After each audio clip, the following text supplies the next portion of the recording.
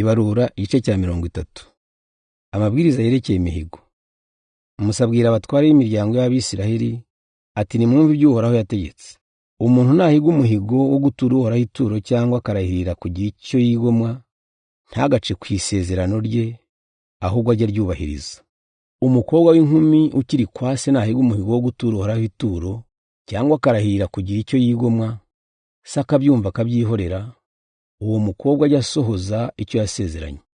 Icyakora se nabimubuza ku munsi yabyumviyeho, Uhoraho ntazabihora uwo mukobwa, kuko se azaba yamubujije gusohoza icyo yasezeranye. Umukobwa nahiga umuhigo cyangwa akagira icyo arahirira atabitekerejeho, agashyingirwa atarahasohoza icyo yasezeranye, umugabo we ntabimubuze ku munsi abyumviyeho, umugore we ajya asohoza icyo yasezeranye.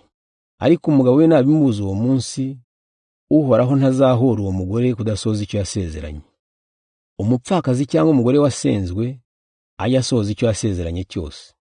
Umugore ufite umugabo nahiga umuhigo cyangwa akarahirira kugira icyo yigomwa, umugabo we akabyumva ntamubuze, uwo mugore ajya asohoza icyo yasezeranye cyose. Ariko umugabo we nabimubuza ku munsi yabyumviyeho, Uhoraho ntazabihora uwo mugore, kuko umugabo we azaba yamubujije gusohoza icyo yasezeranye. Umugabo afite uburenganzira bwo kwemera cyangwa guhakana imihigo umugore we yahize cyangwa icyo yarahiriye kwigomwa. Natagira icyo amubuza ku munsi yabyumviyeho, azaba yemeye ko umugore we asohoza icyo yasezeranye cyose.